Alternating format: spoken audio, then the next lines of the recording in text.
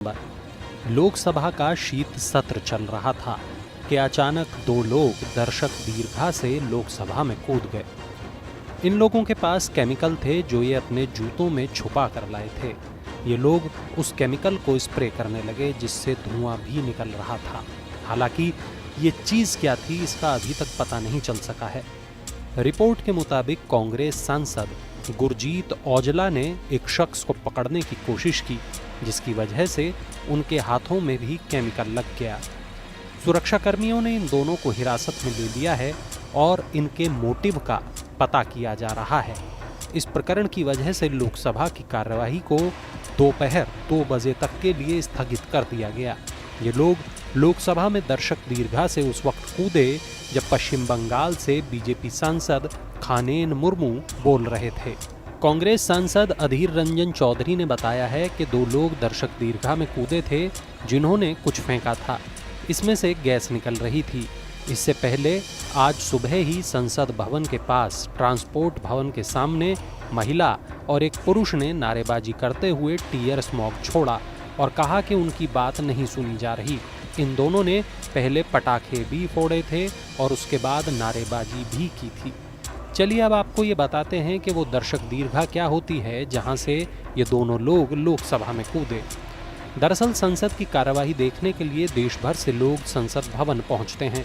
इसके लिए किसी सांसद की अनुमति चाहिए होती है, यानी एक सांसद के माध्यम से ही कोई शख्स दर्शक दीर्घा तक पहुंच सकता है। दर्शक दीर्घा में बैठकर आप संसद की कार्यवाही देख सकते हैं और संसद की कार्यप्रणाली को समझ सकते हैं। इसी के लिए काफ़ी लोग सत्र के दौरान दर्शक दीर्घा में मौजूद रहते हैं। इसके लिए आपको एक पास की ज़रूरत होती है। ये पास संसद सचिवालय से बनाए जाते हैं। आप अपने क्षेत्र के सांसद से इसके लिए बोल सकते हैं। उनके कहने पर आपका पास बन सकता है। हालांकि जो लोग ग्रुप में संसद की दर्शक दीर्घा जाना चाहते हैं उनको भी इसके लिए अप्लाई करना होता है। दोनों ही स्थितियों में प्रक्रिया एक जैसी रहती है। जब आप संसद के गेट पर पहुंचते हैं तो वहां आपकी चेकिंग होती है। आपके फ़ोन जमा कर लिए जाते हैं। इसी के बाद आपको अंदर एंट्री मिलती है। यहाँ भी 2 लेयर्स में चेकिंग होती है। इसके बाद आपको लोकसभा या राज्यसभा में कार्यवाही देखने के लिए भेजा जाएगा। वहाँ आपकी जानकारी चेक की जाएगी और एक बार फिर से चेकिंग होगी। इसी के बाद जाकर आपको एंट्री मिल पाएगी। इसके लिए कुछ वक्त निर्धारित होता है। नियत वक्त के बाद आप संसद से बाहर जाना होता है। अब ऐसे में सवाल यही है कि इतनी लेयर्स के बाद भी अगर कोई संसद के भीतर केमिकल ला सकता है तो फिर सुरक्षा व्यवस्था पर सवाल उठने लाजमी हैं। आपको बता दें कि संसद भवन पर साल 2001 में हुए आतंकवादी हमले की आज 22वीं बरसी है। 13 दिसंबर 2001 में आतंकियों ने संसद भवन पर हमला किया था। इस हमले में देश के 9 वीर सैनिक शहीद हो गए थे। हमले को अंजाम देने वाले सभी 5 आतंकियों को मौत के घाट उतार दिया गया था।